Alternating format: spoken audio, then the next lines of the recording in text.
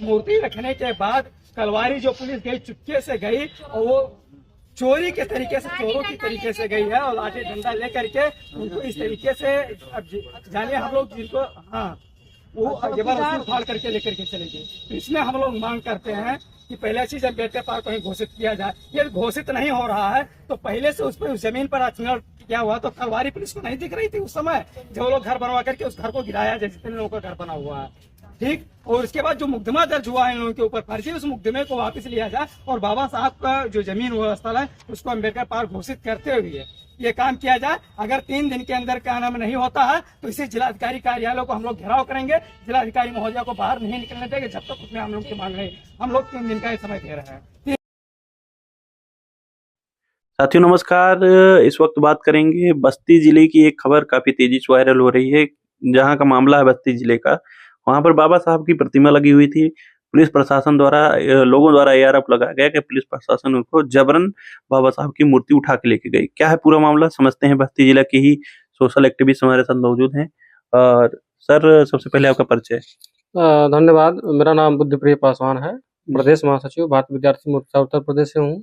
क्या मामला है पूरा ये बस्ती जिले? बस्ती जिले में ये कलवारी थाना के अंतर्गत एक गांव है, देवरिया के नाम से गांव है।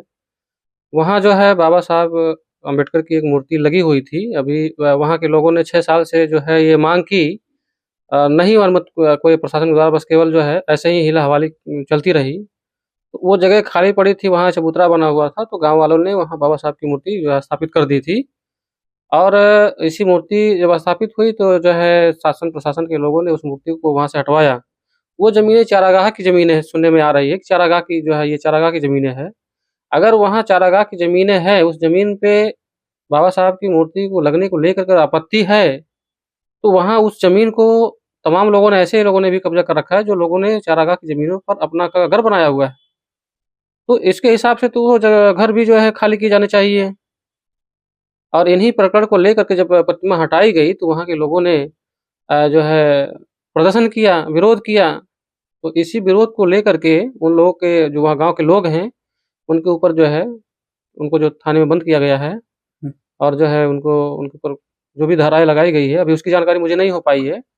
जैसी जानकारी मिलती है वैसे आप लोगों को इसके बारे में जानकारी देने का प्रयास करूँगा। क्या आपको नहीं लगता कि बाबा साहब अम्बेडकर से जो नफरतवादी लोग हैं, क्यों इतनी नफरत हो? कभी पार्लियामेंट में कहा जाता है कि अम्बेडकर अम्बेडकर नाम इतना लेते हो, भगवान का नाम लेके स्वर्ग प्राप्त हो जाती, तो अम्बेडकर की मूर्ति से इतने ज्यादा घबराए हुए क्यों लोग हैं?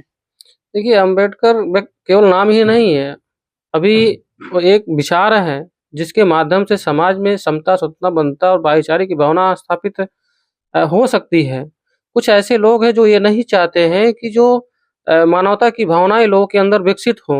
लोग जो अलग-अलग जाति, अलग-अलग जो है अलग-अलग भाषा बोली के रहने वाले लोग हैं इस देश में, वो कुछ लोग ऐसे हैं जो ये नहीं चाहते हैं कि जो आपसी भाईचारा स्थापित हो, अब आपसी भाईचारा सा जो है कायम रहे। तो जो लोग नहीं चाहते वही लोग जो है डॉक्टर बाबा साहब अम्बेडकर का विरोध करते हैं। वही लोग जो है बाबा साहब की विचारधारा को का विरोध करते हैं। तमाम उनकी मूर्तियों को तोड़ने का काम करते हैं, तो वही लोग करते हैं। अब कह सकते हैं जो वो जो मनुवादी लोग हैं, जो मनु की विचारधारा को मानने वाले लोग हैं, वही लोग हैं जो बाबा साहब अम्बेडकर पूरी तरीके से विरोध करते हैं। जी।